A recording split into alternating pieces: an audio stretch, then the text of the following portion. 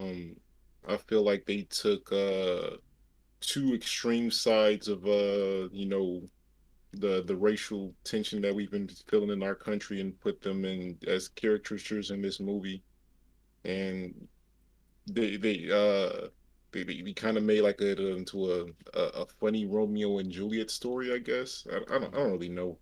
This That's a fair the assessment. Yeah, yeah Romeo, almost a Romeo and Juliet. Yeah. yeah. I mean, there are good things about this movie. There are bad things. Uh, are we spoiling it here? Are we spoiling it right now? Or are we doing a non-spoiler talk on it? I mean, let's. What is there? If we're gonna dedicate this whole episode to, we might Yeah, as well because go I ahead and mean, get into not just that. spoilers. There's not much to spoil with this. Like the Yeah, it's plot was true. kind of summed That's up in the true. trailer to me. Like it's a Romeo Juliet story. You know it's gonna have a good ending at the end. You kind of. Yeah, yeah. It was a typical rom-com, right? Like you Mm-hmm. have two people meeting through situations that are difficult for them. They come together and find peace. There's the typical thing in the middle that makes something go bad, and then by the end it's all good and they live off happily ever after. It was very cookie cutter in that aspect. I mean, well, the tensions in this I mean, I feel like, I mean, it's good to address some of them, but I feel like it made light of a lot, in my opinion. I feel like this was very surface level with what they were trying to, well, I mean, they wanted it to be deep, but they only got surface level with it.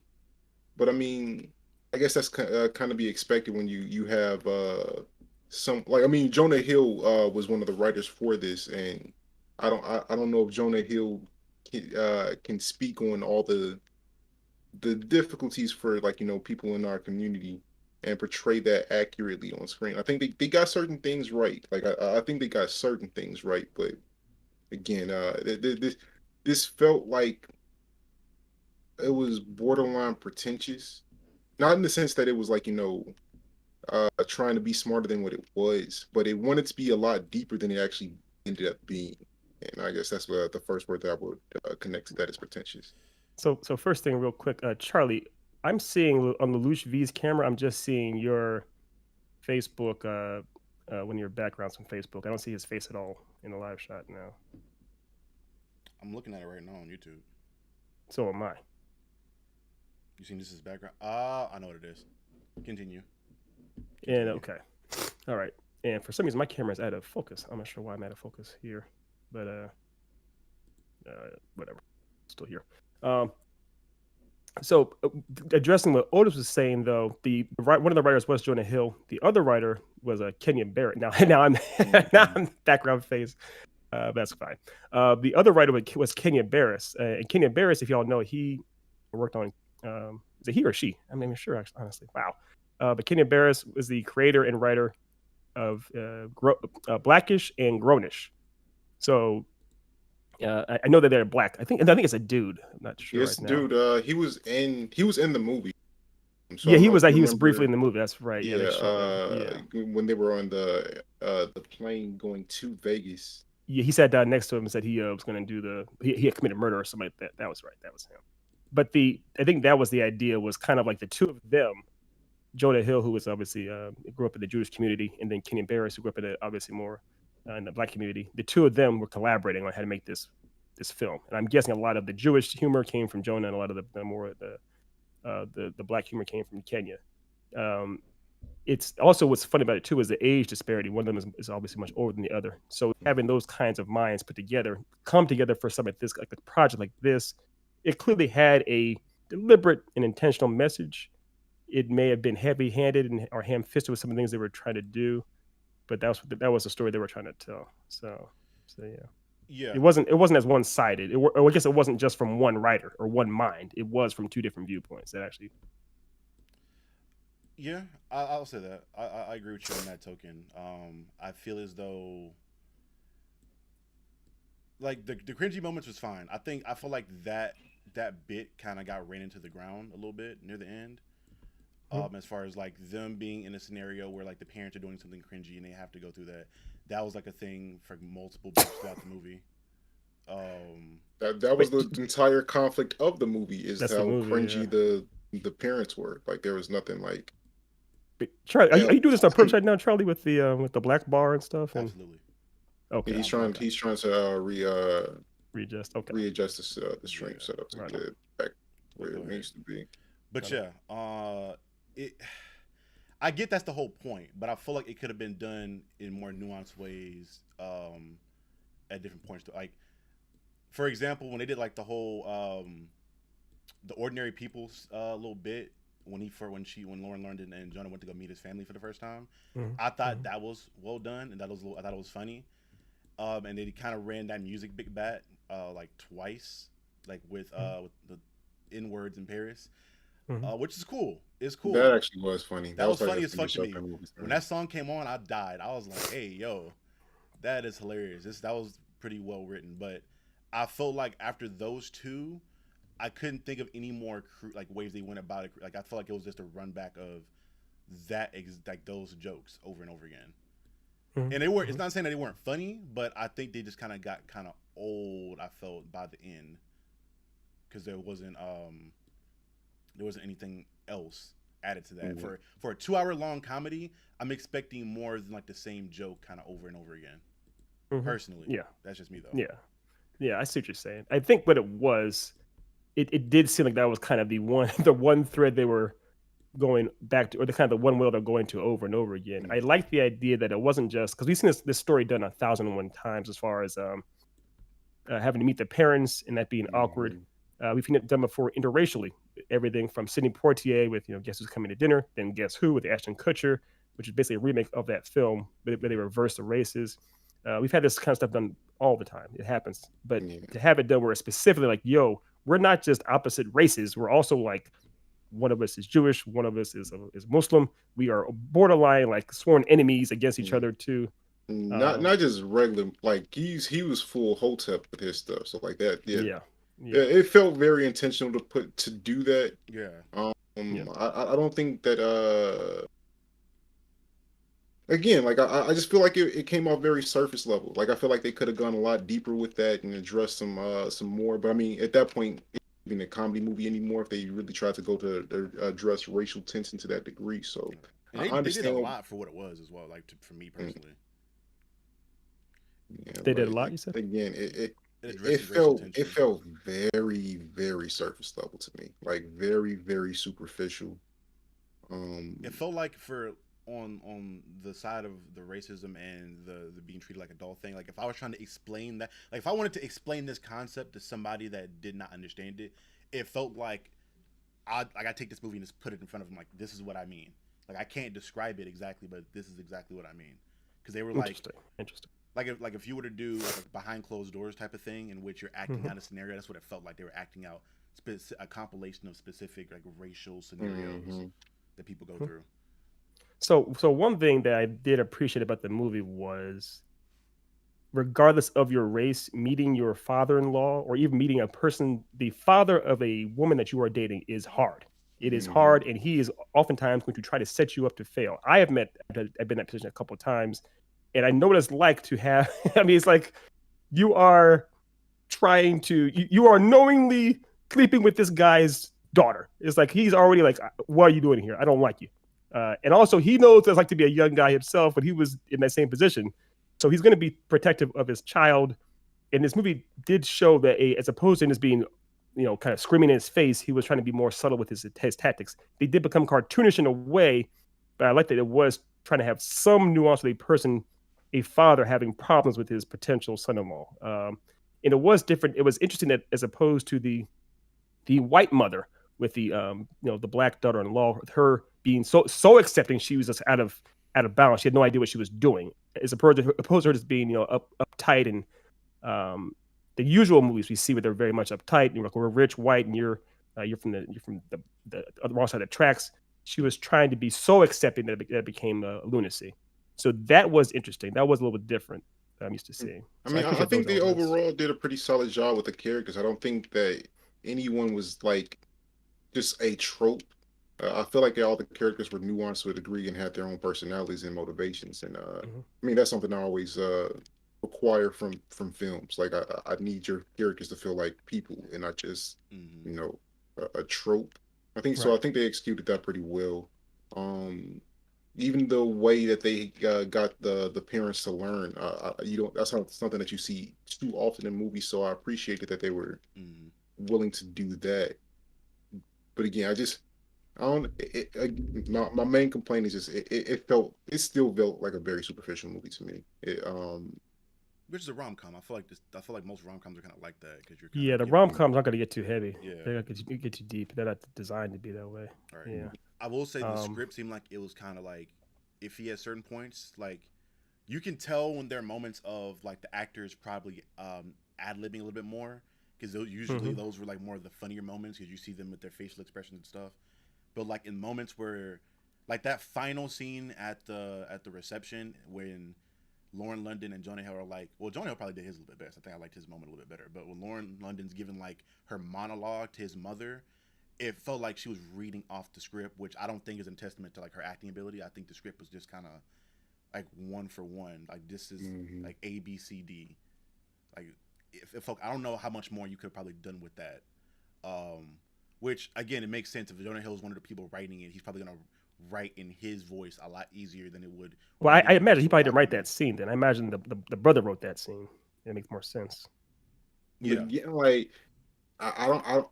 For something like that, I don't know if you want to have a guy writing that, right? Like, I agree with that too. I mean, of course, you can write the script for the moment, but you don't necessarily have to be the one that wrote that dialogue there. Hmm. And I feel Hmm. like I don't know, maybe some more input from Lauren London on there, so where she can put mm-hmm. some flair into it to make it sound less like she's reading. Like it felt And again, like we somebody don't went we to don't we like don't know. We're a speculating. We don't know who Right, right, wrote right. yeah, that. we We don't don't know know. exactly. Yeah, yeah, we don't know. It Yeah. just didn't feel like it didn't feel natural. Like I feel like if a woman wrote that, it'd probably feel a little bit more natural because it'd be in a woman's voice, like he'd be writing in her voice. Versus Jonah's scene with Eddie when he's kind of like calling him an asshole in that sense, that felt a little bit more natural because I'm assuming that he had a part in writing for himself there, or a man wrote that because it's if you're writing in a man's voice for another man, it's probably a little bit easier to do so. Well, it may also be, write what you know. He may have been in that position before. He may have had that Right. exact conversation. That may have been. I have no idea what even sparked this movie in the first place. It may have been that Jonah Hill himself in real life was dating somebody and this kind of situation arose or whatnot, or maybe someone they knew this happened to them. So it may be they actually were pulling from real life, and they actually Jonah Hill was actually kind of more or less was embodying that kind of character. I'm not sure.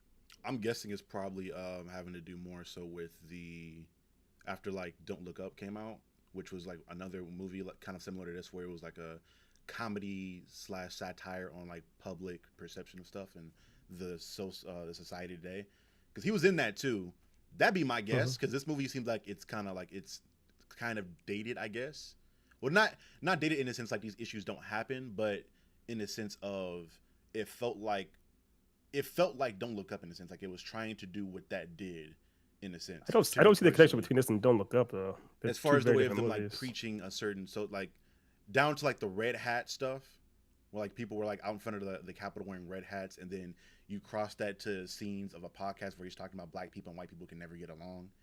It's more like they're trying to Yeah. do similar things as far as like giving you a perspective on that person's view on society, but it feels more straightforward here and not as metaphoric like with them being wearing red hats versus them just straight up telling you, "Oh, we won't ever get along because of X, Y, and Z," or "I thought this and this and this because of this experience." I guess That that's the was role my of comedy. interpretation. That I think that's the role of comedy and art in general, though, is to try to Mm, shine a light on things that are happening in our world, to try to express yourself, how you express your views on those things, mm, and also in some sense, to show how silly they might be. I mean, right. in Don't Look Up, it was showing like, hey, this is silly. What are we doing? In this movie, it was kind of showing also how looking at it from the outside, it's like this is how dumb racism basically is. And for you to have the kind of preconceived notions and these kind of archaic ideas, it's dumb. So that makes sense. I see what you're saying as far as that. And I think I'm glad that they at least tried something like this. I'm glad that they're still trying to show that it is a. Hopefully, we can kind of move past this as far as this always being such a stumbling block. But there was a really poignant line in the movie where a character said, black people and white people will always have issues with each other because of things that happened long ago before any Mm, of us were even born. But it's never going to go away. It's just in this country, it'll never go away, and it sucks that it's a reality, but it's still a very real thing. And the only thing we can do is try our best to look at things like this that kind of show how stupid we're being sometimes to actually kind of make us hopefully move past it. One thing I did enjoy, I thought was done really well, was them getting into conversations that everyone's had. Like when it comes to like them in the dinner table comparing the Holocaust to slavery. That's a conversation you've heard from different people a lot. And just them like they brought it up, but she brought it up like subtly to where like, oh shit, I know where this is going. And you see like you've had the conversation so you know where it ends as far as like the screaming matches or the crazy shit happening in real life. And so you kind of from the bringing that topic up, you see where it's kind of going. They did that a plethora of times with different conversations where they just had a conversation that you've had in real life that you know usually would evolve into some kind of argument or like dispute, and them teasing in the beginning, you already in your head are just waiting for it because you know where it's going to end. In a sense, it's kind of I don't know if y'all got that same impression, but I know for me, like even like with the N word in Paris thing, like just hearing that song with him in the car, I knew where it was going. So I was like looking hard to see like how this scene unfolded because I know what he was trying to allude at immediately off of that. Sure. Yeah. Yeah. I mean, that's movies. That's movies and storytelling, and these we've seen this scenario are in real life and in movies multiple times before. So of Mm. course, and it is fun to watch these things kind of. Typically, it's fun to watch things unfold in some capacity. One thing about this movie was it didn't. I think what Otis is alluding to is somehow it didn't have subtext. It didn't have as much subtext as typically we're used to or we'd expect in some like in real life. There's a lot more veiled racism, or there's a lot more. We don't things don't go this awry that fast to like a kind of a caricature Oh. level. Typically, it's like there's people will be upset with each other. They'll make all these stupid remarks and everything behind each other's backs, or it'll kind of build tension over time. It won't go to the point where at the dinner table, for example, where they were burning his hat. That's kind of a very much almost like a vaudeville level Yeah, of humor in a right. sense. I will say I I've seen with my own two eyes stuff like that divulge very quickly. Not saying that's the Mm. majority, but obviously it's the movies being what's the word I'm looking for? It's taking it to the next level for the sake Yeah. of entertainment. But I've seen situations like that in real life. That leads to a question. Did you what were your thoughts on any of the social commentary for this film in general? Like your actual like 'cause I'm assuming you guys have had these conversations before, right? Being in I don't know about you exactly, but I know maybe more with E being in like white dominated spaces and being a black person there and people looking at you as the ambassador in a sense because you are more communicative and more open to speaking to them.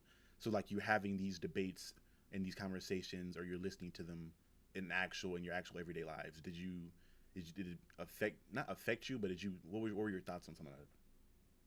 So I've never been in Yeah. a situation where I've met like I've never been engaged to a person outside my race and had to meet Mm, their parents. I've never been in that position before, but I have. I think all of us have had to. We're all familiar with code switching.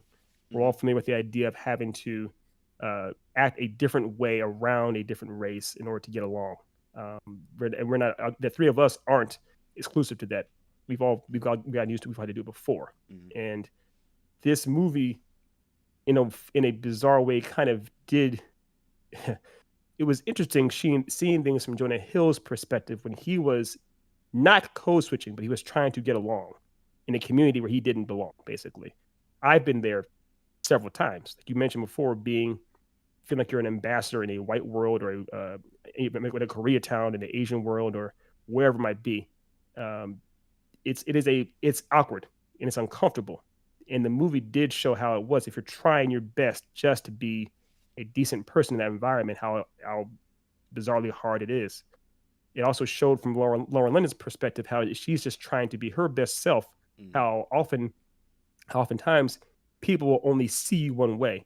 Julie Louis Dreyfus's character, even though she was all her well-meaning intentions, you can only see her as her black daughter-in-law. right. That was the first thing she saw her as, and we all know that. We all know what that's like. No matter how much we try to be a good student or a exemplary boyfriend or a wonderful employee, whatever it might be, if the people we're around only see us as a black man, and all of us are bigger dudes. A big black man, it's that seeing things through that prism, through that lens only.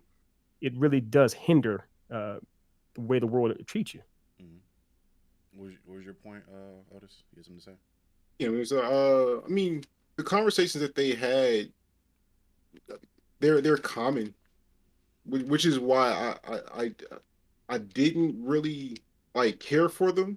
I wanted more. Like I want real conversations, not just like basic arguments that come out because people want to take offenses to things and people want to play the oppression Olympics. Like Mm-hmm. uh, I, it it wasn't enough. Like I mean, some of the jokes in that time hit. I get it. Like I don't know. Again, How do we move past that? Because that if that being said, and we want to have these more in depth, below the surface level dialogues about these situations, even beyond film or content creation, how in like a regular, how do you begin to have this dialogue? start.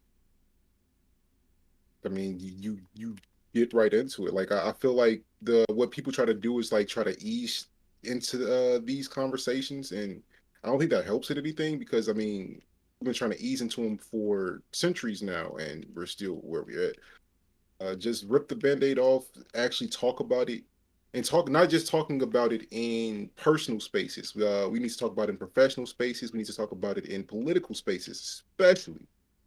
But I mean, yeah, this is a start because I mean it brings more attention to it, and it's done in a format that's palatable to people that aren't ready to have those deep conversations, I guess. But I I can't be impressed by the basics. Like that's not something That I think that's what that it boils down to right mm, there. This you are way too affluent or not affluent, too fluent in this language Mm-hmm. to hear a couple of first graders having a conversation about it. This, like you said right there, this is meant to be more palatable for newcomers, to people who are completely unaware of this Mm-hmm. type of exchange. Yeah, that makes perfect sense. And this is very much this is like 101, and you guys are ready for extreme AP calculus. So yeah, I get that. yeah, like I want actual change in the world, or at least in the country. We'll get to the world when we get there. Mm-hmm. But yeah, like I mean, again, I guess this is the way to start having those conversations for people that are just unaware of the blaring issues in this country. Mm-hmm. But more, do better, do more, get But deeper. I guess that's the thing is that it's you're saying you want the country to change and then the world to change. Ooh. Before any of those things can happen, people's people's minds have to change. And I mean, like your next door neighbor, their mind has to change. Think about this to yourself too. How many conversations like this have you had with people outside your race? Almost Frequently, every day at work. yeah. Especially while I was in college, I would have. But and how many minds have you changed with those conversations? Uh, It's Pretty much everyone I talk to. I don't think It you would. takes a minute, I but don't I'm pretty convincing. Go ahead, Charlie. I don't think you'll ever change anybody because Yeah, yeah. It's there's not no that way to easy to change it. change someone's It's mind. about showing Yeah, them that perspective. yeah, Because I think yeah. that therein lies the issue when it comes to a lot of the stuff within the country in general. It's not the fact that they are thinking this way; it's the fact that they don't know that there is a different way to think. What Right. we talked Yes. Yeah. about Yeah. what Otis got into earlier as far as the idea of individuals not having a and I like not knowing about stuff. I've especially down where I'm at, there's been a significant amount of people to where if you're just not around these issues and you don't interact, even black people that will suffer these issues, because you're not in areas where it happens a lot, you're just not going to know. You're going to be Yeah. oblivious and you're going to act like it doesn't Exactly. exist. And Exactly. a long time ago, I'm like, oh, you're crazy for that. There's no way you can not see this because it's everywhere. But Hmm. one, not everybody's on social media, and two, a lot of most issues are proxemic in nature. Right. And also, I mean, real quick, Rita, because we're having issues, of course, displaying The the chat was comments. really big. But so I'll read it. Yeah, it was Hold really on, big. I'll read it I real got quick. it So right here. Let me move it back up and then blow it up. But you go ahead and read it. I'm gonna get it bigger for I the was gonna read it real audience. quick. So from Chuck's raw reviews, I really appreciated how the podcast explained to the rest of us who might not immediately get the issues or see the problems as others who have been in interracial relationships. He goes on to say, I believe it's a guy, goes on to say, yeah, it was the basic course for dudes like me. Yeah, it's And Chuck. obviously, we mean no, we're not disparaging anybody who is, of course, coming to this somewhat new or unaware. We appreciate anybody who's willing to have this conversation. We appreciate anybody who's willing to Mm-hmm. listen or who's willing to express themselves openly too. I've been in lots of rooms with, I'm sure all you have as well. Uh, been in lots of rooms where people are afraid to have these conversations, or they get awkward really quickly, or they get uncomfortable really quickly and want to leave. Clearly, Otis has no problem expressing himself and talking to people, but lots of people, people fear confrontation, and this may seem like something that's opening yourself up for a confrontation in some capacity. Mm-hmm. So having a movie like this makes it easier to have that dialogue. Even right now, what are we doing?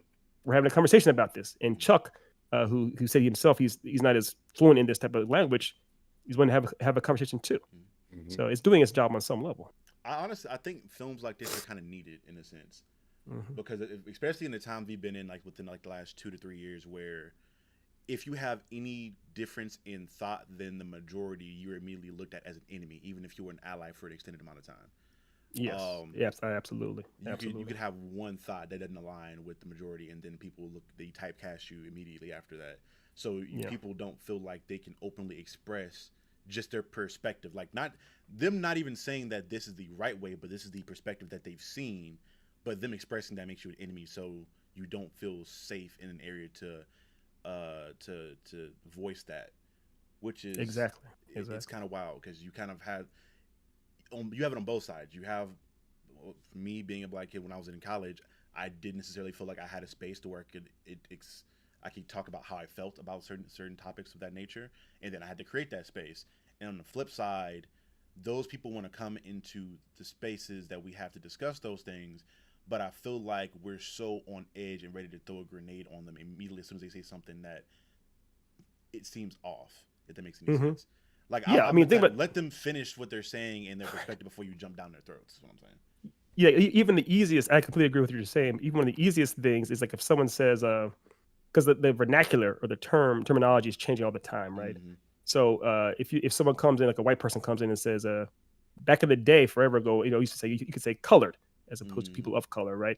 And so they may not know that now you're supposed to say people of color, and they just say that word, and they think that they're saying the right thing, and we're like, hey man, what are you talking about? And we jumping down their throat. It's like, and they're like, and they basically from their perspective, we weren't trying to cause a fight, they weren't trying to be disrespectful, but before we can even give them a chance to talk, we're ready to beat them up.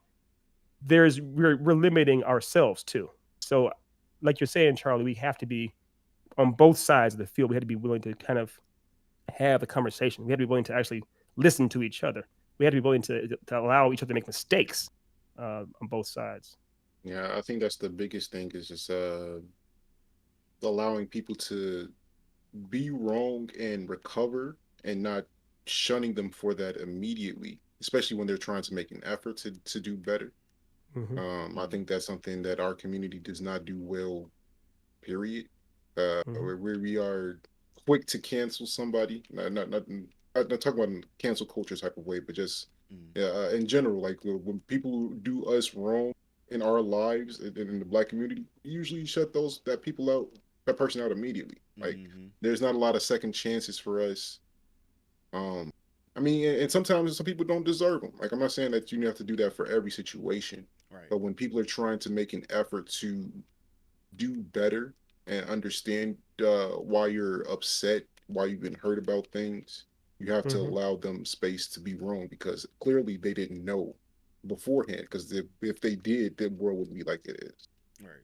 And Yeah. I think we have a lot of instances of Eddie Murphy's character. What was his name? No, I'm Willie. It wasn't Willie. It was something like that. He called himself Woody, Akbar, but but I can't. Akbar, Yeah. but Woody, yeah. Woody. Where the case of him like having his son-in-law, and from the moment he met him, he said this. It was he saw him as a certain way and assumed he'd be like someone from his past experiences, and then he's setting him up for failure. Like you Right. want him to, like because you've had past experiences and you want your experience not to just be something that just you went through. You are going to then set them up for failure to be like, oh, see, he messed up there. I knew he wasn't right. Yeah. Granted, he did all this Yeah. stuff right, and then at the end, he made that one mistake, and now automatically it's et cetera, et cetera, et cetera. Um, Right. You already in your mind, you already have made the decision about something, and right. you're gonna find it work for every. You're biased, the confirmation bias, essentially. You can do everything you can to find all kinds of evidence to support that, no matter what it Mm. takes. Yeah. And then we do that Yeah. even in our own communities with each other, like one another. That's another wild thing is that Yeah. we do this to outside people, but then we hold ourselves to an unrealistic standard of again not being part of the of a monolith because you don't think the same, and it could be something small and minute, which I think we kind of it's one of the positives and negatives of our culture is the fact we're so diverse throughout it. But whatever is popular at that point in time, that becomes the new monolith that people want you to prescribe to. And if you're Hmm. not that, then now you're looked at as a problem. Key an example Yeah. being a nerd, being a black nerd for the longest time. It didn't fit the monolith of the cool black person and our aesthetic. So now you're the pariah. Now that it's Hmm. popular, now that you're not a nerd, people are kind of looking at you. We're like, oh, you need to get into this stuff. Hmm. And even Yeah. nerds within that word those pariahs, now we gatekeep that really hard. Yeah, and that's not the whole problem right there. Gatekeeping in general, the idea, regardless of race or what you're into, the idea that you're saying you're not worthy of of our what we like. That's just dumb. I hate that to pieces. But yeah, I agree. Actually, I completely agree with what you're saying, Charlie. And it is a bizarre situation that we're in as far as I think it's bizarre within races how there's so many other subcultures and there's so many classes that have so much gatekeeping. I know in the black community, there are people that oftentimes depending on the shade of your skin the way you're treated or I mean that's something too or how you have your hair done uh these things as far as just like you're trying to find different things to hate or be upset with within each other about each other and it bothers me that we do that so much too. It's not just in the black community, it's also I know it's in the Latin community. Mm-hmm. I imagine even in the white community possibly too, but so. Yeah, that's like yeah, exactly.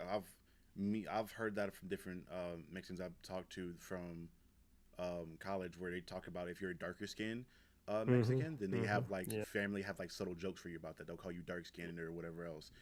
Yep. White people for sure when it comes to like rednecks versus people that have more prestige or whatever else. There's always what's a perceived hierarchy within each ethnic background.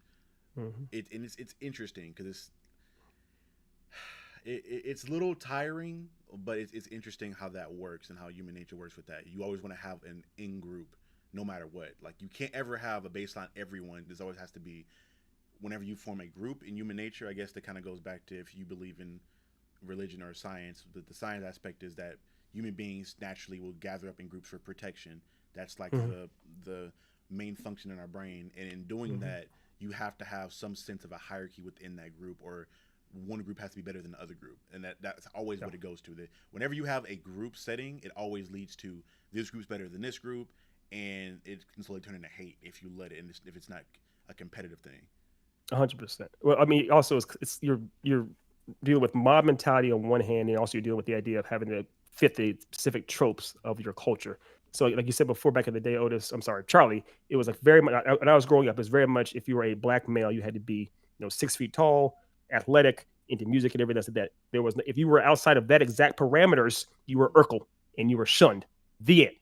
And now, like you said too, Charlie, right? Like now with blurred culture being that much more accepted, if you were not into these type of things, if you're not into anime, if you don't know what this means, if you can't dress this way, then now you are shunned and you're excluded because of that. It's like this: the idea that you have to fit specific mold to be in the specific group is infuriating. We don't have to do that. We should all be able to be who you want to be. And I get that's not going to happen in our lifetimes, but ideally Mm-hmm. would be. Yeah, I mean, unfortunately, I think it's just a result of being in a capitalistic society for as long as we have. For something to be viewed as valuable, something else has to be viewed as less than valuable. 100%.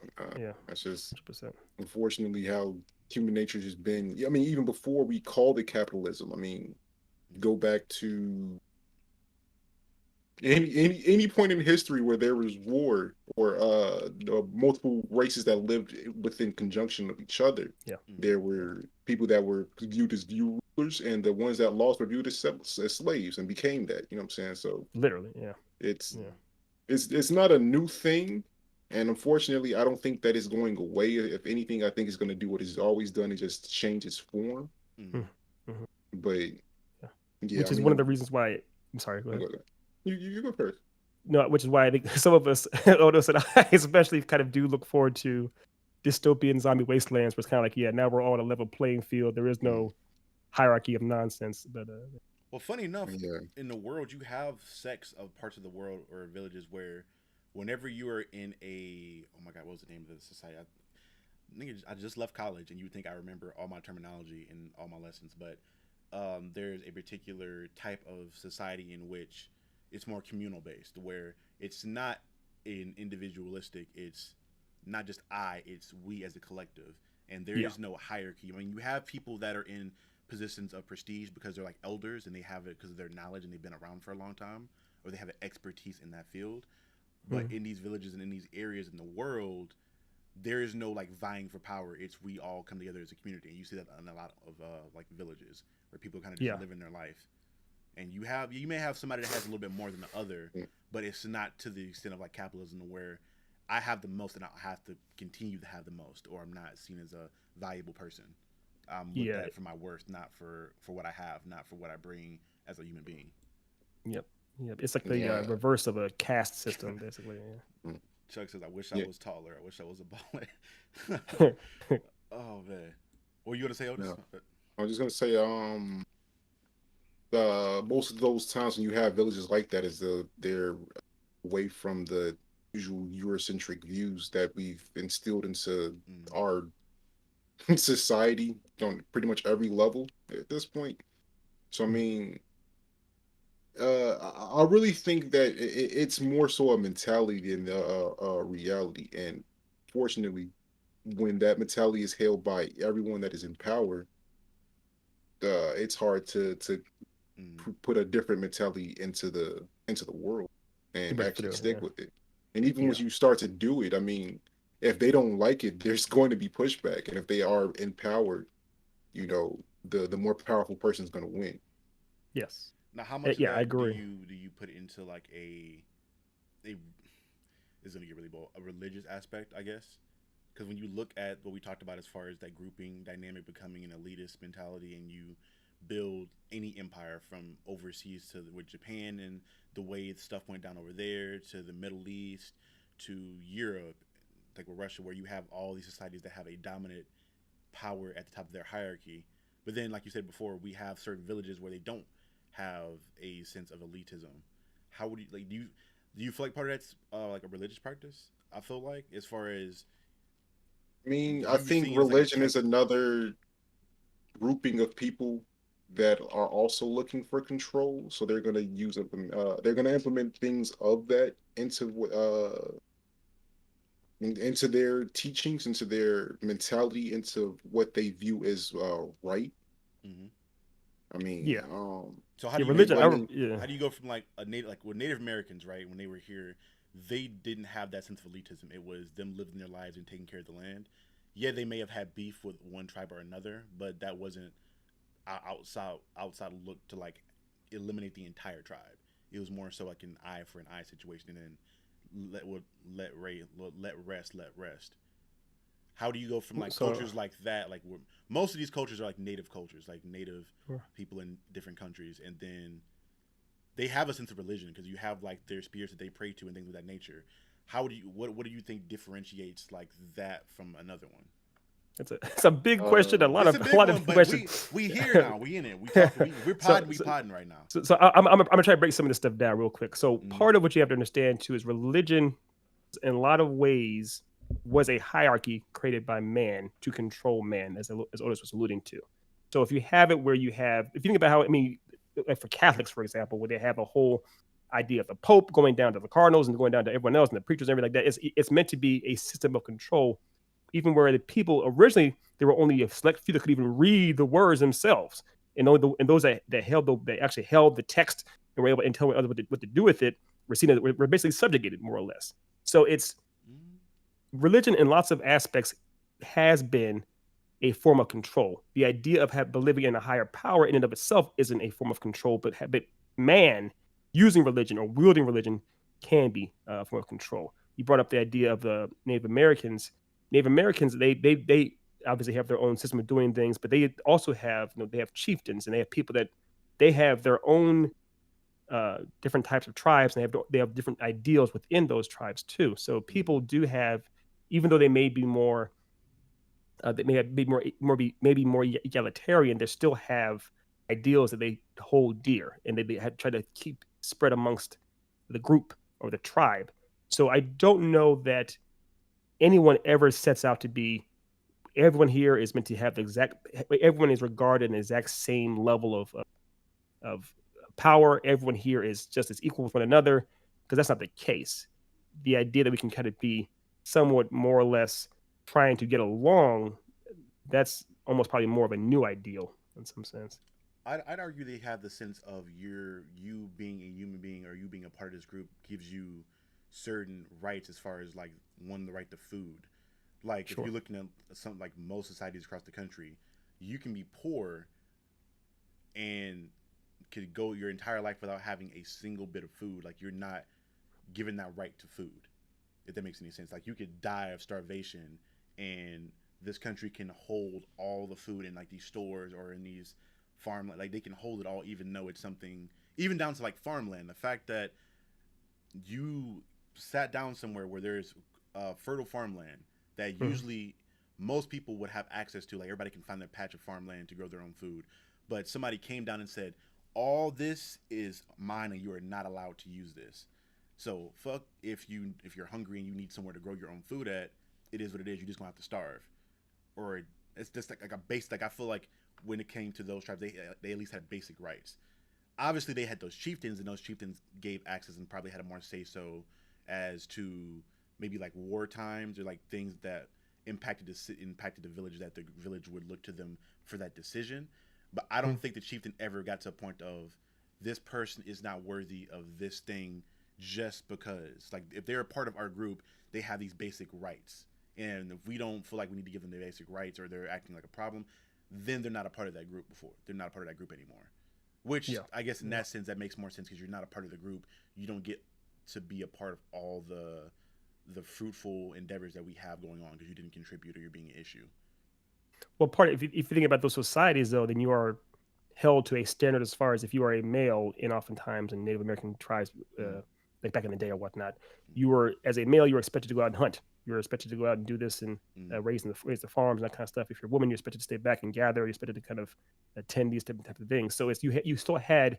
It wasn't like you were guaranteed any food or any rights. You had to still color within the Contribute. lines to Mm, get those things. And now in our society, like in America, for example, yeah, of course you can be born poor and die with very little, but I still feel like everyone has the right to eat. Everyone has the right to have a home and shelter. I feel like everyone these are rights we should all have. Whether or not we obtain them, that's a whole other story. right. I don't think it's a privilege to have a warm bed to sleep in or to have a meal to eat. I think that's a It right, a shouldn't be. human right. yeah, it's Yeah, like it it shouldn't be, should be, but it's not. but it's not. Mm, So that's that's another whole thing altogether. And again, go tying this all back into the movie in some capacity, trying to. I know Otis wanted to have a more nuanced, deeper movie, and that's great. And those movies exist, but the more nuanced, deeper films are that much less are a lot less likely to be seen Hmm. by those on the fringes, those who don't know how to have that conversation, those who are more afraid to get into it, those who may mm, be more in denial of these issues. It's the more like Charlie said, the more palatable, kind of like comedic, light-handed things that we mm. can kind of digest faster and quicker. Plus, I feel like again, this could be my youth talking here, but I find issue with people kind of again. Here's another example of the movie Eddie Murphy's character in which because you have this wisdom and experience through your age of things you've been through and these events that have happened, you then stop the search of knowledge and stop the search of why things are what they are because the world is going to forever change, but you take your past knowledge and because you have age and you've done more things and seen more things, you then take that knowledge and apply that to modern day when the world's just not the same way and people don't think the same. Like lobster being a bottom feeder food that was for peasants isn't the same thing anymore. So you applying what you think something is isn't the same way.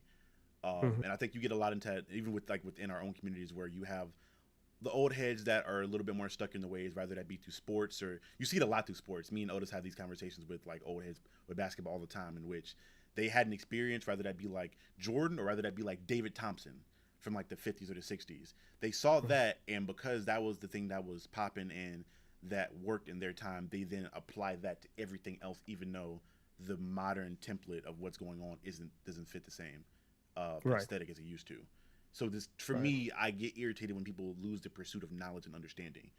You understand some things Yeah. and things from your era, but you don't seek to understand everything. Which you'll never understand everything, but like at least the the the urge to want to understand things that you don't understand. Right. And that's what this. I mean, again, this movie does show that as far as the older head, obviously the Akbar, Eddie Murphy's character, like you said, was very much stuck in his ways and very much did not want to um, induct any new type of logic or any type of new cultures into it. And it showed through the youth how they were. They're very much wanting to do this type of thing. How they were. I mean, just the idea that they wanted to be together with each other is something that the older generation probably would never done with. So I think that the perfect kind of when things come together, the harmony is when the old can learn from the young, and even vice versa too.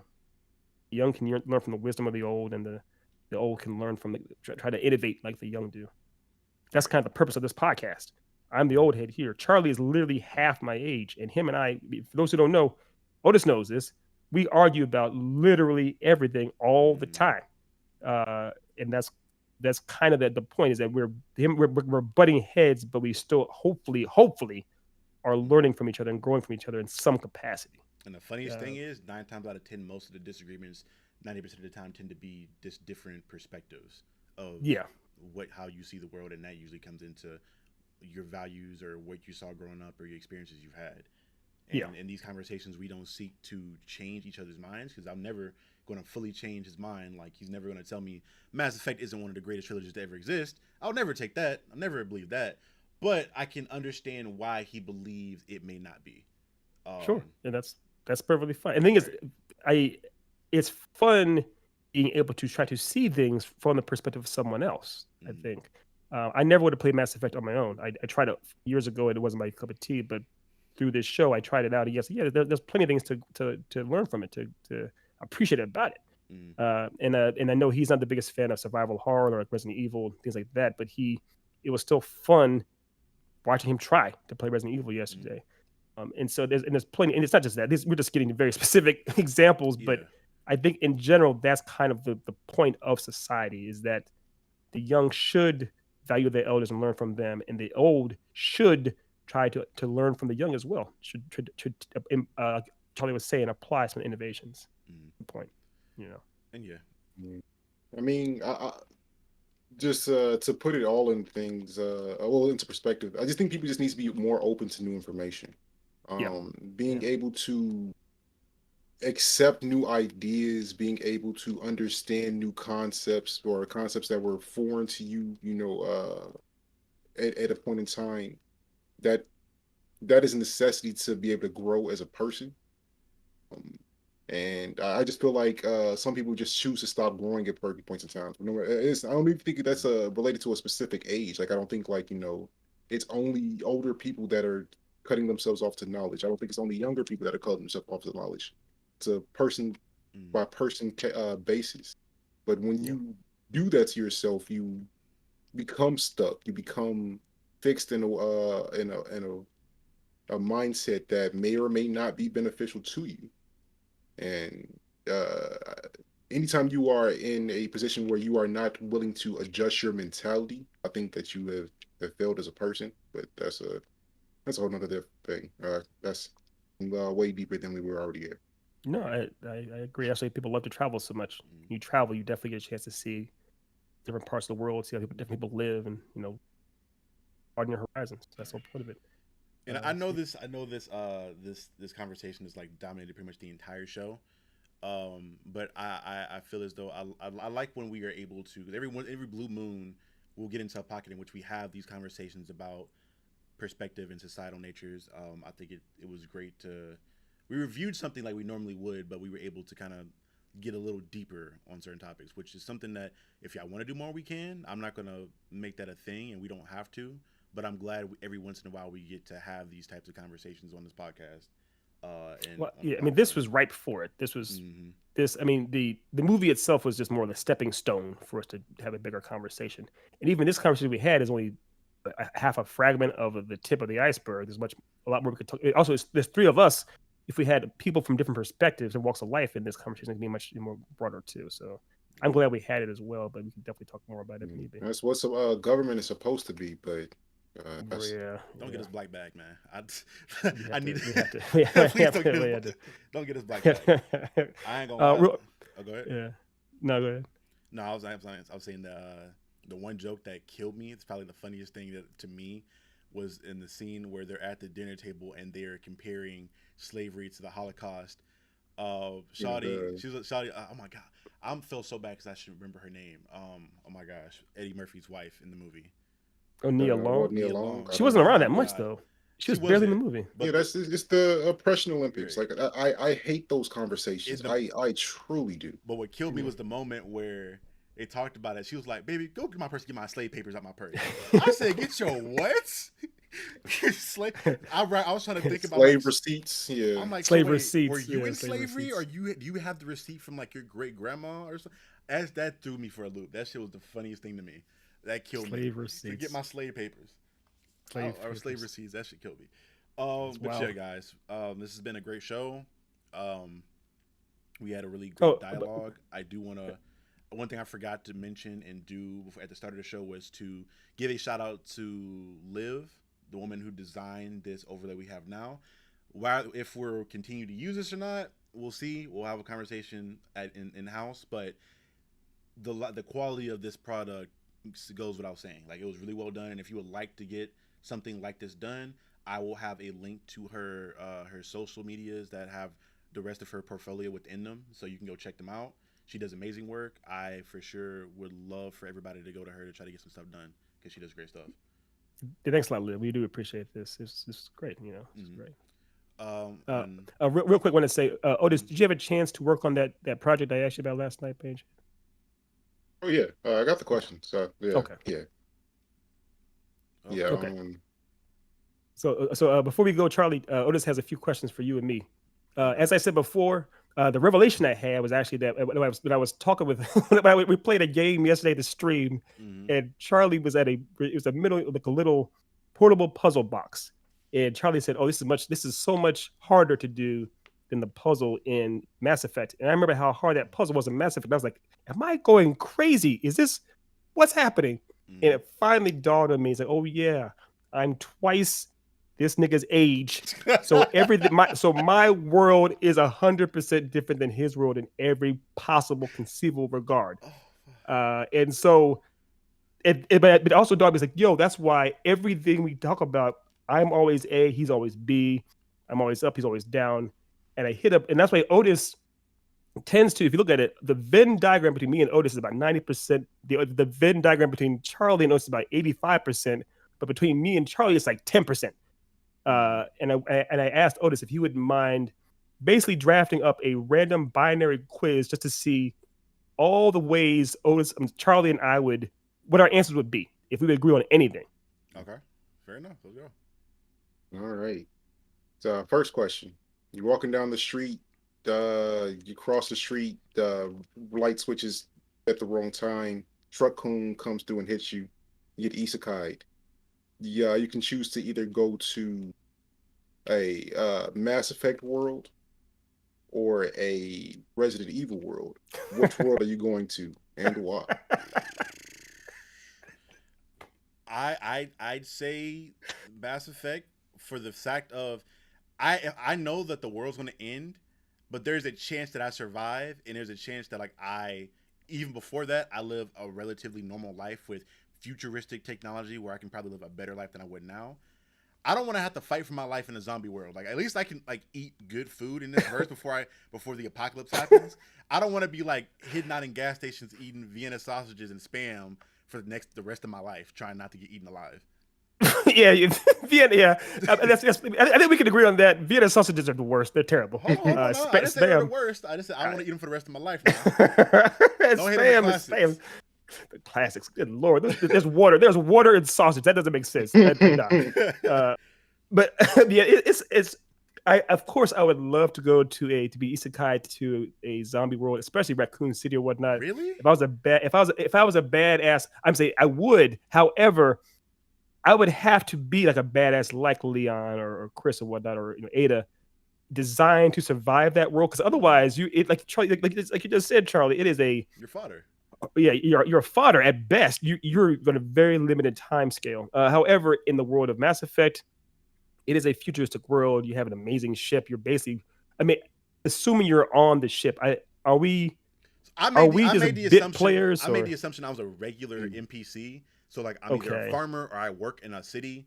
Because there are plenty of people that just like live regular lives within like the Citadel or they're farmers. If you're getting isekai, you are now the main character in said world. So you have the abilities and the trials and tribulations of that main character too. Oh, you're MC. Yeah, shit, man. If you're MC, fuck this. If you're MC, I'm going to Resident Evil. Yeah, if you're MC, I want to fight to the death. I will say this: if I'm the MC, there is a chance that I survive and the world lives fine after that.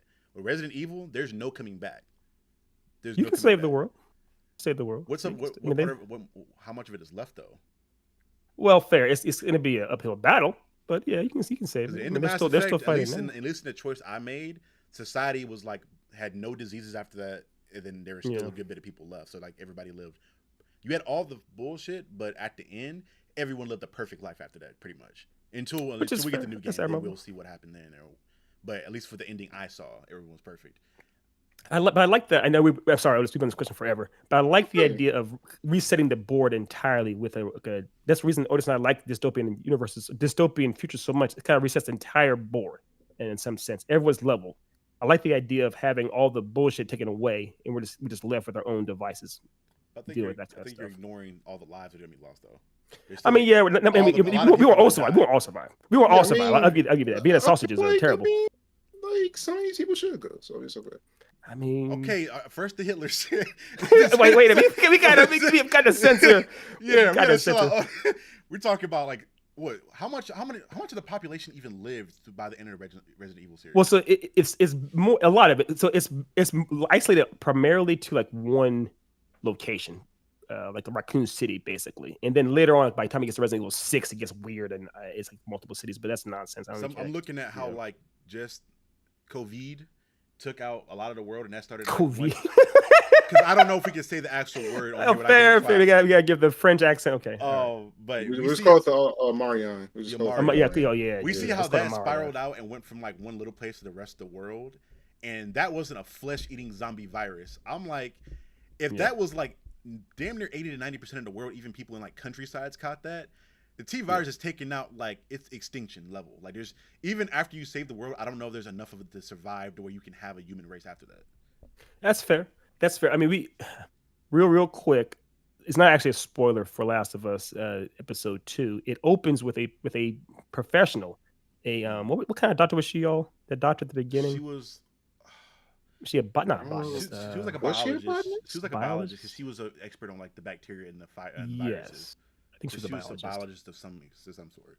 Yes, and so I guess he was either the general, he was high ranking in the military, in this country, and he says, "What can we do to stop this outbreak?" Basically, bomb. And she says, "Bomb everything." She says, "Bomb everything." She says, "Bomb this town right now that we're in," and she's very dead serious. I'm not sure if they did or not, but that's kind of like it's.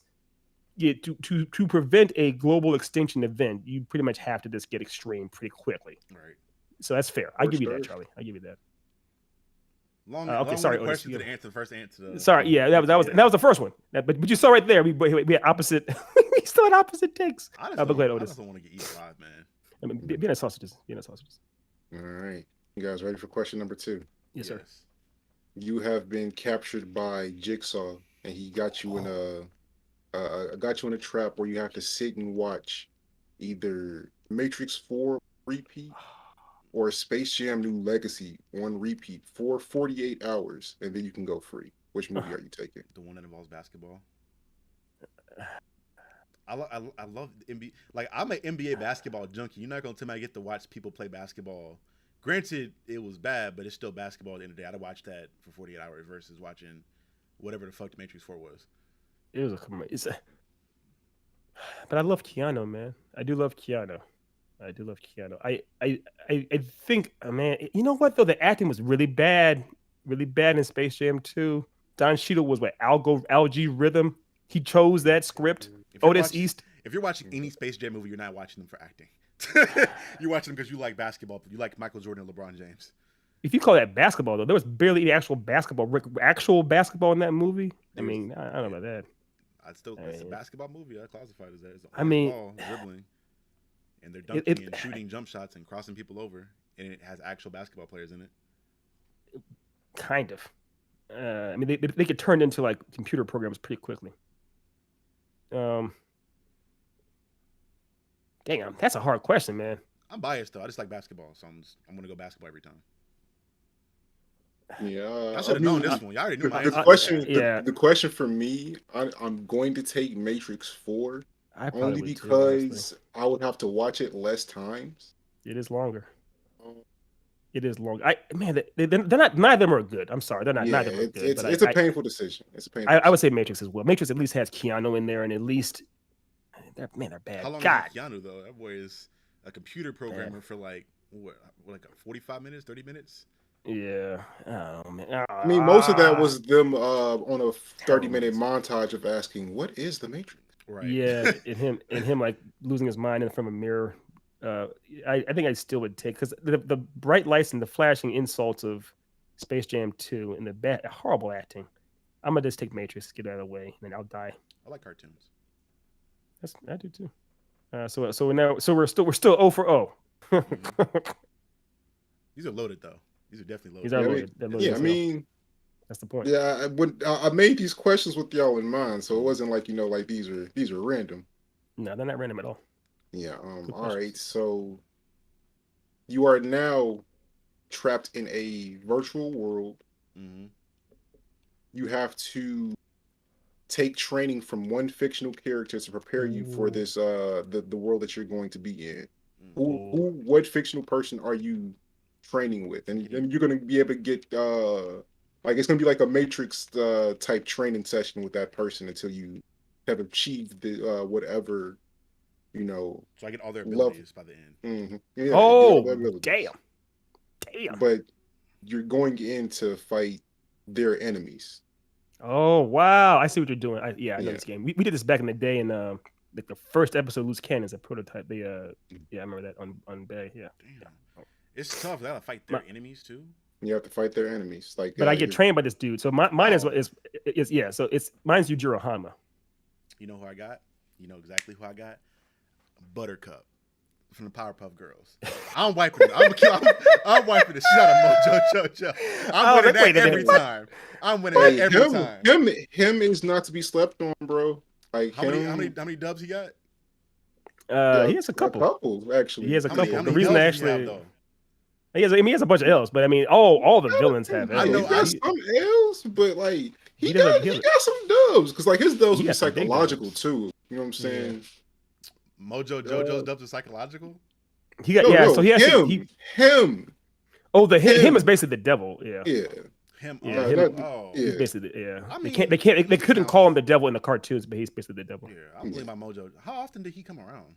Him? Yeah. He was usually like in the background working through a lot of stuff pretty often. Like anytime there was a bigger event that ended the season, it was usually him.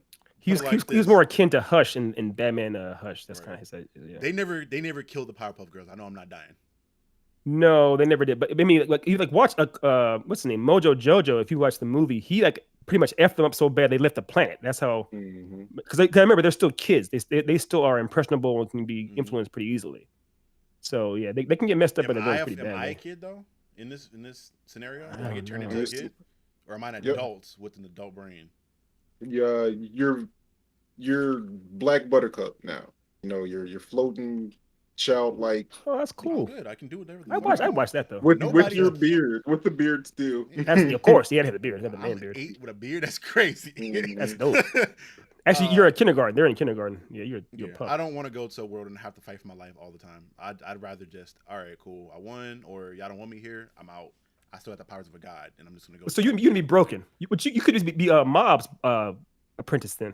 I Mob could Psycho. have, but I don't feel like fighting ghosts and spirits. Oh, fair enough. I mean, Yeah, but I mean those are those are walks in the park for him. He just be yeah, chilling. he doesn't even know what's going on. I don't fuck with the supernatural like that. I fuck Fair, with but- it, but I don't want to deal with it in real life. But that's we had get this another time though. As far as the supernatural, that's a fun conversation right there. But yeah, I think for Yujiro, if I was to be, obviously Yujiro Hama is the most broken thing that exists. If you're trained by him, you're gonna get broken by the end of it too. Nothing can touch you. So it's kind of a power fantasy within itself.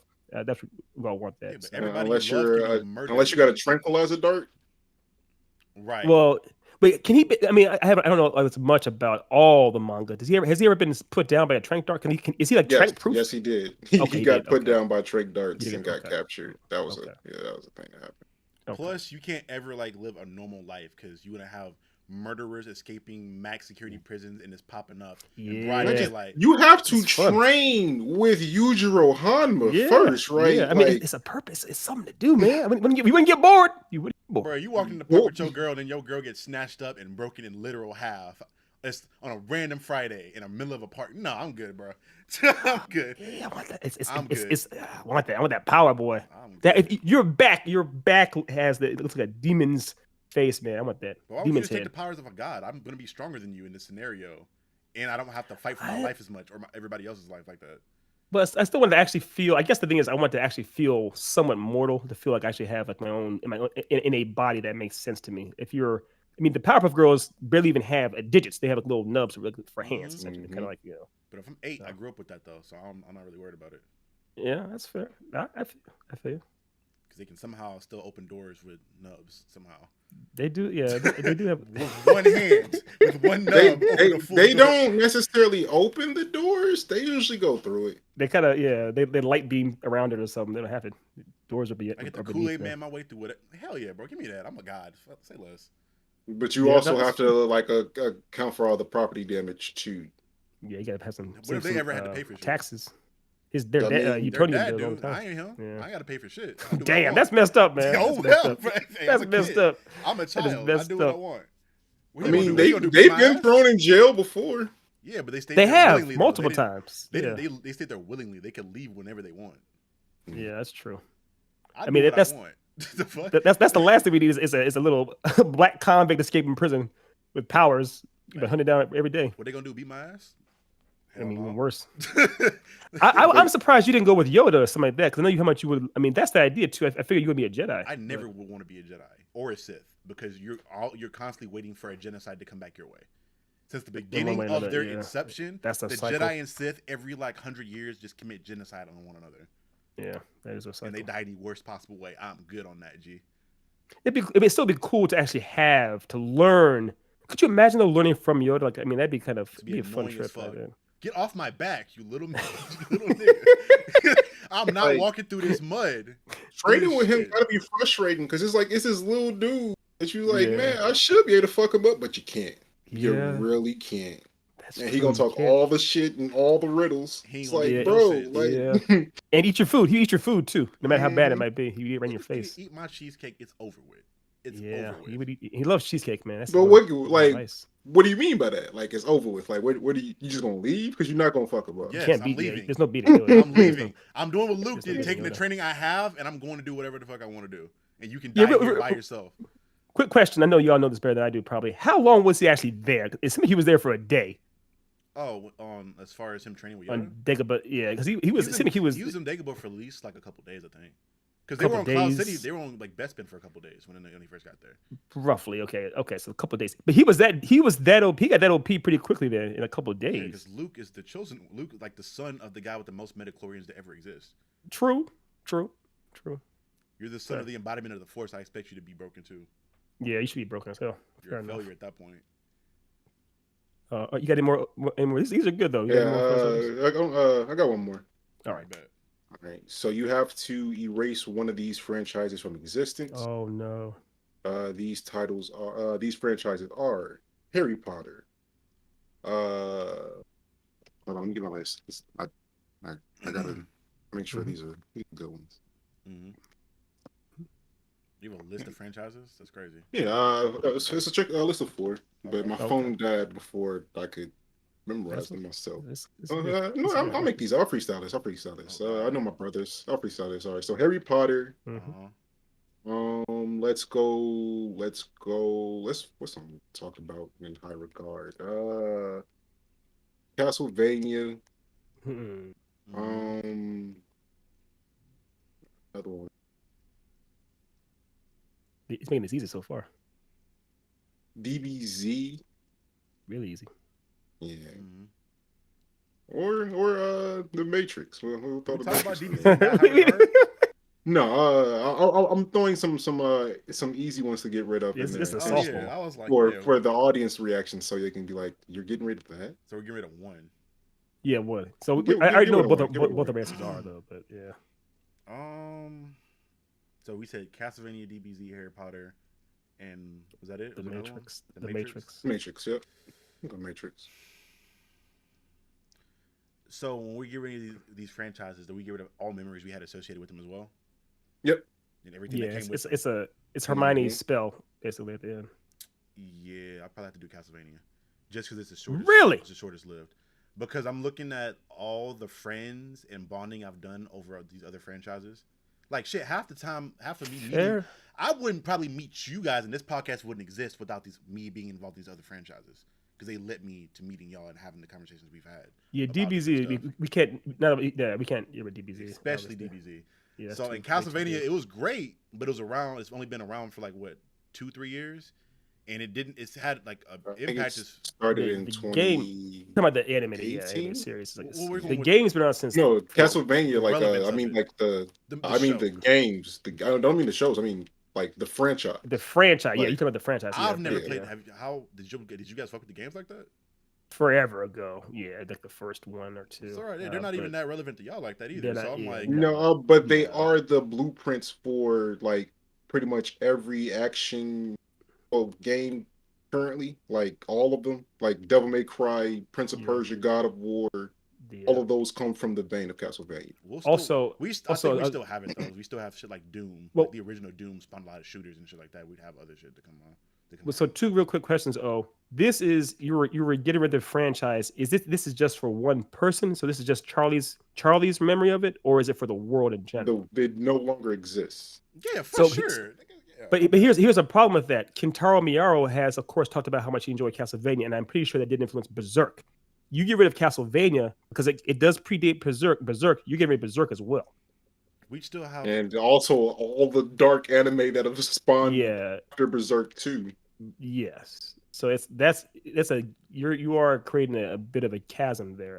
And it's fair. It's your choice. I say that for the fact I still live the life I pretty much live now. Like we wouldn't talk about as much dark anime and dark I things, wonder. but we still I review. wonder. We still like look at the shit we talk about on the channel. There are infinite Yeah. amounts of other types of anime, movies, and series and games that we've talked about that don't. And shit, we can still have dark games because dark games still exist. So we still have Mhm, dark content. That Yeah. to me, like getting rid of that would not affect my life I have now to an Interesting. extent. That's fair. Everything No, will that's, stay the that's same. fair. It's a fair choice. I thought you were gonna do a Matrix, but that's a fair choice. The ramifications of deleting Matrix are also extremely big. I'll get You'd to, get rid I'll of get to the- that in the- somebody. I'm not- yeah, I'm not that the bold. 2000s would be gone. Mine is obviously Harry Potter. However, I do know that would be the landscape of the world be changed drastically. You don't want this podcast. That's crazy. I do think we still would have found each other without Harry Potter because I'm not a Harry Potter fan at all. I maybe, but that was one of the I- bigger things that got me I researching. mean, I this met you stuff. through 2K, so Yeah, but I wouldn't be that as wouldn't big of a affect nerd that though. at all. Yeah, we talk about Yeah, basketball, it- but as far as doing a yeah. nerd podcast or me being in Bay, I don't. Because that was one of my early influences in nerddom and like actually doing nerd research. If I don't have Sure, that, I don't think I'd probably be like other stuff. Probably. No, I get it. It's that's what I'm saying. These are Otis chose. The thing is, it's not just us. It's the world. We're removing it from the world. Yeah. These are building blocks. Harry Potter, DBZ, Castlevania, even they might not think about it, they're very influential. And the Matrix, these things are things that like they influenced the world significantly after they came out. People's identities now and people Yeah, attach. Yeah. yeah. So I mean, it's and I can't. I had so many amazing memories of the Matrix One when it came out in the '90s. My friends, it influenced filmmaking, and so many of my friends with filmmaking and storytelling so much. Mm-hmm. It gave Keanu a renaissance, and back in the day, it's like I can't. It gave us Morpheus. It gave us Morpheus. Mm-hmm. Damn it. So I can't get rid of that. DBZ is our lives. All three of us, our generations, it did impact us significantly. It made Blur culture. We're doing a whole documentary about it now. That how much important that it was. Castlevania, I still believe it really was significant, especially in the gaming landscape. Like Otis said, giving that would change gaming first in so many ways. Harry Potter is massive. It truly is, but in some capacity, I have to believe it's the lesser of all evils. Impact wise, I think Castlevania's had significantly less of an impact than Harry Potter has. They're different. Harry Potter's transcended storytelling, movies, some gaming aspects as well. And even within gaming, there's still a million other types of genres of games and other examples of games that have done similar things to Castlevania that probably would have come out beforehand. You got to Harry Potter is also a reflection of Harry Potter came out in the 2000s, right? The first book was in 2000s, I believe, or no, was it 90s, late 90s? It was late 90s. Yeah, late 90s. Yeah, late 90s. So again, Castlevania's been around since '84, I believe, and seen how much it changed gaming. That you might think about this, Charlie, but video games in general were influenced by Castlevania 1 and Castlevania 2, the whole idea of having teams you can transfer, the idea of having a day-night system in Zelda, all these things were influenced by Castlevania. Harry Potter was primarily influenced by the idea of the Chosen One and witchcraft, or those. It was a reflection of the influences that J.K. had herself. So I'm not saying it's not massive, but I mean, I think both of them. They have those points, but Harry Potter was more so an introductory for children. Like it was a children's book. So you have multiple, even to this day, generations of nerds that are getting their start in nerddom through Harry Potter. So you may be deleting like multiple generations of nerds possibly, because they may still get into it, but it may be significantly later, and they may not care as much because that was one, the thing that their parents let them watch because it's child friendly, well, to some extent, and then two, it's being played everywhere year round, every Christmas. Everybody's seen it, and it's getting people into nerd stuff. Everybody knows about Harry Potter, and 9 times out of 10 knows the plot to an extent. I can't think of a single person that's talked about Castlevania since the animated series came out. No, and that's what we're saying. It's not just the specific game or anime. No, I'm talking about the franchise in general. I've never heard that name. We're talking about the influence that those things had, not necessarily and also, just the title itself. Yeah, it's not just the title itself. That's and also, there are literally like 40 games in Castlevania or something like that. It's insane how long it's been around. How much it's been. It's massive. It is massive. It was around before Harry Potter. It may have influenced Harry Potter in some capacity. I mean, Symphony of the Night was a massive game too when it came out. It was a part of Alucard and the whole idea of. I mean, it influenced Hellsing, the anime there. So the ramifications of getting rid of either one of these is massive. That's the point. That's why Otis did this. Otis was trying to show us like it wasn't supposed to be it's a Sophie's choice. It's supposed to be hard. So he did his job. I think we're more likely to get another Castlevania than Harry Potter. Harry Potter to me was like very much so a flashbang in time. I've seen a lot. Whenever you hear gamers talk about other games' influences or like their introduction into gaming, like I think I watched a documentary getting just shooters in general, like going back into like the origins of shooters, with like starting with like the original Doom guy and that shit like that. Like you have other games that could probably and will probably influence that thing. Harry Potter was very much so like a snapshot in time because we've seen. But what is Harry Potter influence then? Specifically, like, have you heard any filmmakers or storytellers talk about how Harry Potter directly influenced them? No, it's not. It's more so the creation of like introducing a lot of people into nerddom, into a whole new genre of stuff. Like that's two different ripple effects. It's two different ripple effects, but I think the ramifications of one, where you're eliminating generations of nerds or generations of fans of a particular genre, is a little bit more like people will still be into gaming and still play a particular type of game. But you're probably eliminating one, witchcraft. I don't know if it'd be as popular of a genre as it is without Harry Potter. Like people would still be No, of into course it. not. Obviously, Is it that popular outside of Harry Potter? Yeah, how many movies and shows well, do you see? it's more as wizarding. That Yeah, became the thing, not witchcraft, because that was around before with those movies in the '90s. There's a lot yeah, of those with the craft and everything. But as far as specifically wizarding right. worlds and kids and wearing cloaks, that specific influence.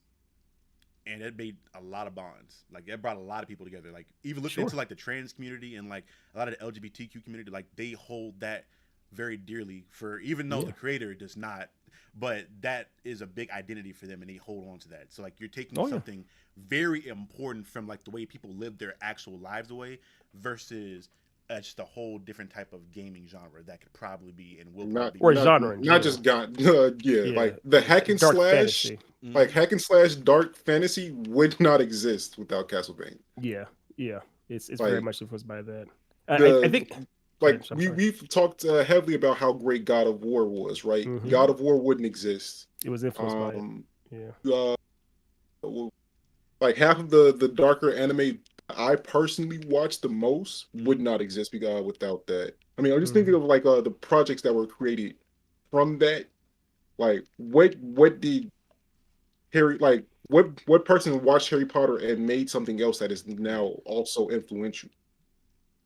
Well, that's hard to do because there's a lot of people you have to narrow down because again, it's multiple generations, millions of people. I'm Well, gonna I mean, like you. I guess That's is a there lot hard. It's a lot is harder to say. Versus even with darker stories, sure, Lovecraft was still a thing before and way before Castlevania probably came out. We still have true, we've had it's true, dark stories true, since the beginning of time. There would have been true. somebody to look at that dark stories and those popular dark stories and make something to that. But you can say the same thing for Harry Potter. We've had wizards, and we've It's had not the since the creation of beginning it; of it's time. when it came out and how it came out, and then how it affected people for those generations. Because Sure. again, I'll admit it's not the best made thing. I think it was a testament to the time period of when it came out Hmm. and how it was marketed. I think Hmm. that was a very rare snap. I don't think we get another Harry Potter ever. No, Honestly, well, we're even more at likely to that get right. another Castlevania than we are likely to get a Harry Potter because it took so many True, things to true. make that happen at that point in time. No, Well, I mean to what's show that even like more. what about with Harry Potter like is like a specific thing that spawned like like you said, what's special about Harry Potter that made other people be influenced by it that's not in other things that existed beforehand and Yeah, how? That's harder and to that's a say. big It's a question. hard Yeah, question because so like you're getting into people's identities. Like people identify and like part of who they are as a person was developed from watching certain characters, the way they went about that, and like maybe it was them having a sexual awakening. A lot of that I can't speak to because I'm not part of that community, so I can't say to. But I know but Harry just from your Potter's from your from my perspective, you're allowed to perspective. speak on your My yeah. I Yeah. can speak of my perspective, but I don't want to be say anything ignorant when it comes to the LGBTQ community No, and no. how. I mean, you're No, allowed to it's speak. like You're allowed to But speak from how it my influenced fifty you. again, fifty. I Yeah, already yeah, told you yeah, from like me being introduced into nerddom. I yeah. was watching like Power Rangers and stuff like that, but I was not really big into getting into anything fantasy wise until Harry Potter Sure. came out.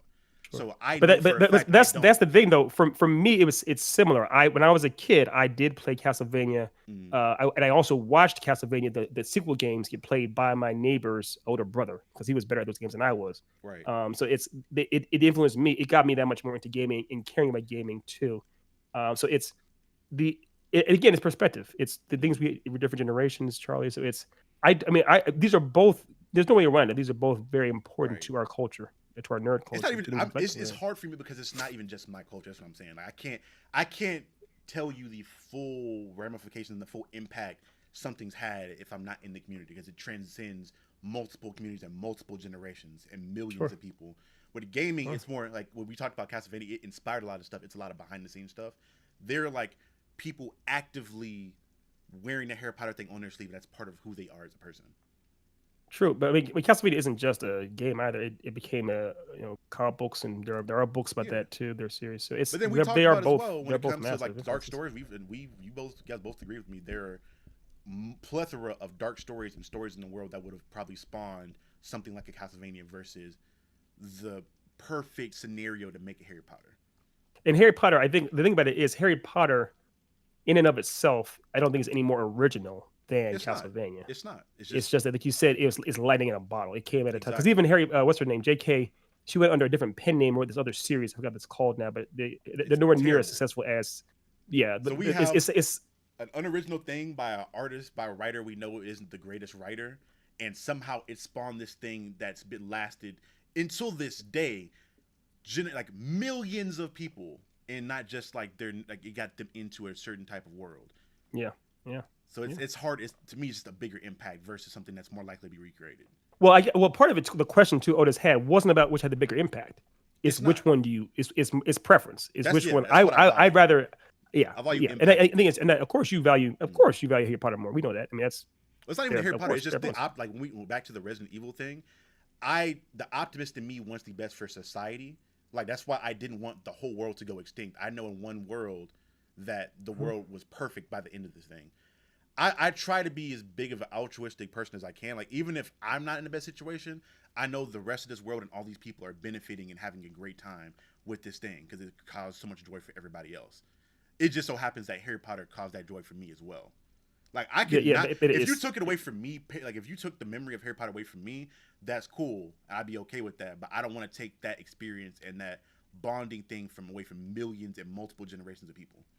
That's fine. I can try to play a high ground. Like I mean, I care about the society. I love the children. I love the kiddies. Don't you love the kiddies? Between those, Harry Potter is for sure my choice immediately. I don't like the people. It's cool. Not for the people. I get it. Yeah, it's fine. I would never agree with that. Disagree with that. Yeah. But it's fine. But, I mean, I do not. Harry Potter's never been my jam. I do enjoy Castlevania in so many forms and shapes. I love dark fantasy. Y'all know that to pieces. And I know that it influenced how I write myself too. So it's on some level there is of course you want to care about the world first, but you do have to make sure you care about yourself too. You got to make sure you find your own happiness. You find your own purpose. I started basketball. I got Kobe. I would have had Kobe. Yeah, basketball. You got Kobe. You guys know that the first thing I ever wrote was Slade and Ash. Slade and Ash was definitely influenced by Resident Evil. Resident Evil, I know, was definitely influenced because it's a Capcom game. I know it was influenced by Konami when they made Castlevania. So it's all these things. I wouldn't be who I am, I know, without Castlevania. I would be who I am without Harry Potter. And Charlie, you wouldn't be who you are probably without Harry Potter. So it's the same thing. I can't remove what made me. You can't remove what made you. That's the point. That's the point of the quiz. I told you I could live without it. I still had other shit I would have been into. It's just but I guess that's the binary right there. I'd rather not live without. I'd rather not live. Amen. Without what made me. I'll make a sacrifice for the betterment of the human race. That's just me, bro. I'm humanitarian. I'd rather not. Man. You can. I'd rather not. Man. It is what it is. I'm in a Thanos camp. I think we got too many people anyway. We can snap half of them away. We can have a conversation about Thanos because that motherfucker was stupid as hell. We can't. We have gone along the show. The show is not. I think Charlie's just we will because he wants to get rid of his favorite thing. We will. No, Thanos is just legitimately stupid. You have a thing that can bend reality, and you're like, oh well, we don't have enough resources. Make more resources with the gem that we warps reality. This is another conversation altogether. Make a planet. Thank y'all for coming in tonight. We really appreciate your time. But I don't think the issue with people and with the universe is the amount of resources, because I think we've always had ability to try to make things to make more of them. It's the people and how they choose to use those resources that's been the issue throughout time. But if all the conflict is coming from the lack of resources and you're fighting to get more resources, make more and there will be no conflict. Why would people fight to have all of one thing when there's an unlimited abundance of it? Because people will always find a reason to fight. But your greed will be satiated because it's unlimited in amount. There's nothing. But I don't think you can actually satiate a greedy person. Like billionaires don't say like, "Oh, I've got enough money," and just like start being altruistic and giving that away. They collect more to make sure that they can secure more money while everyone else can't. That's the problem though. When nobody else can't, but with an infinity gauntlet, everyone can. That's the thing. Everyone will theoretically everyone will have the same scenario. So yeah. Have y'all seen the movie Cool Runnings before? No, I have not. That's the bobsled, right? Bobsled team. That's a bobsled movie, right? Oh yes, I have. Never mind. Go ahead. Okay, so there's a line in that movie that John Candy says where he says, "If you're not enough without a gold medal, then you'll never be enough with one." And that's kind of the way it is as far as with the resources too. If you are people. So many countries and nations want to fight each other to the death over something. It doesn't matter what it is. They just want to fight. They build their armies just to show how big their dicks are oftentimes. So it's even if you have enough resources, people are still going to want to fight each other. It's just human nature. They do it over the fact there's a limited amount. They want to be the one to have majority of the resources. That's why they fight. No. There's a limited amount. But think about this. So let's break it down. And you said they want to have the most power. If you're fighting over 50 apples And now someone says, "Don't worry about that. I have 100 apples." That same bigger guy's gonna take a majority of those apples again and still be fighting over. It doesn't matter how much you give them; they're still gonna keep fighting over that. It's kind of There won't be anything worth fighting for. We're spinning wheels. We have to go. It is simple. It's a simple concept. it is not It's because very simple at all. you're It completely is not simple at taking all. out human nature in that. Yeah. And people are not good. It doesn't exist. I'm acknowledging Intent- human nature, but people's like their affinity for greed. It's because there's a limited amount of this thing. I want to control this so I can control you. But And even everyone before has people it. were aware of those limitations with goods and things, people still chose to go explore out and find more. You know what I'm saying? Right, they Like, still want more. there were already large kingdoms that were powerful, and they Yeah. chose to expand just because they could, not because they needed to. No, And they even did it in even search to even be even more when you have a powerful, to surplus, have more. but even when you have an abundance or a surplus of something, like Otis was saying, you still want to go out and get more of it. Even when you have too much of something, you still keep people from getting it. We just talked about earlier at the beginning of the show, Charlie, how there are people that are poor, that are homeless in the streets. There are definitely billionaires out there that could give them money, give them food, provide for them. Do they do that? No, of course not. They keep all this stuff for themselves. So that's human nature. You can't set or change It's that. human nature because you're going out to get it because you want to have the most.